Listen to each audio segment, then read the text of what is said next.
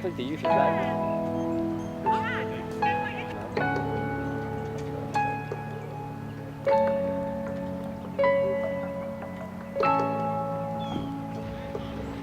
My name is Chris Kano, and I'm a U.S. graduate, 2010, graduated with English and Sustainability Studies, and I am the CEO/Chief Experience Officer of Gainesville Compost.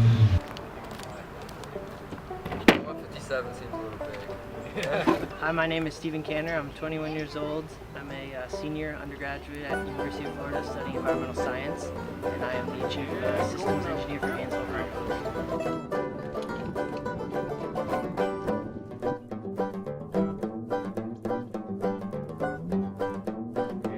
We're thinking about how can we do this more and how can we get more compost, more soil for our garden. So I started talking to some friends of mine who worked at restaurants, and they started bringing me some food scraps from the restaurants, and I started using that in my home compost pile. I realized what a huge waste stream there was that was going into the trash, but that was actually benefiting me in my garden, and I thought, hey, this could be some kind of initiative. So I started Gainesville Compost in September of 2011.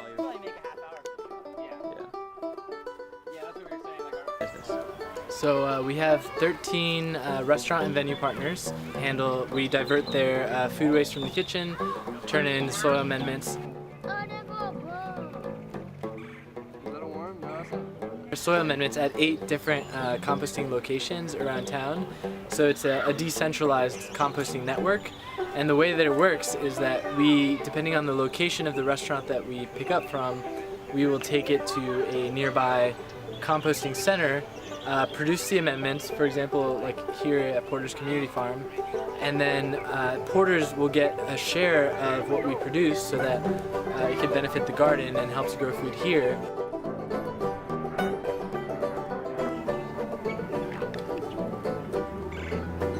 So the bicycle transportation was actually started as a matter of circumstance, and I realized that it's actually really beneficial for the initiative.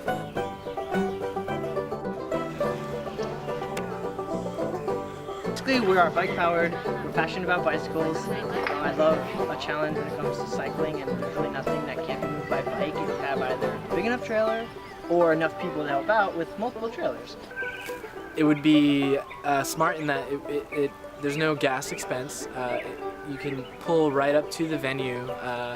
You don't have to look for parking. You don't have to deal with traffic.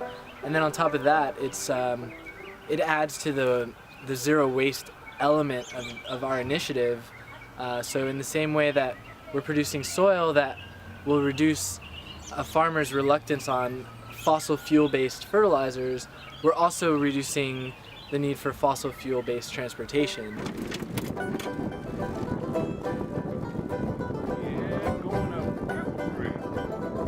Composting setup here. It's a 3-phase setup.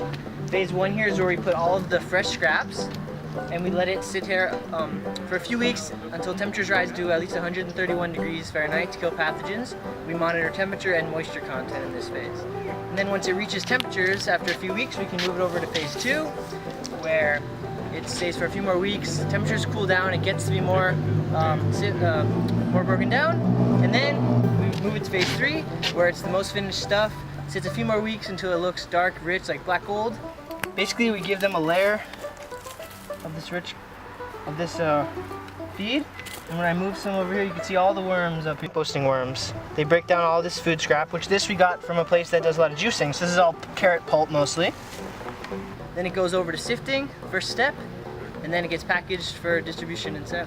It's a friction drive and powered by a piston, so this tray oscillates back and forth. Basically, as I turn this wheel, it friction drives this drive wheel, which has a piston on the other end, which converts the rotational motion of the wheel into linear oscillation of the tray. So, as I crank, the tray vibrates back and forth,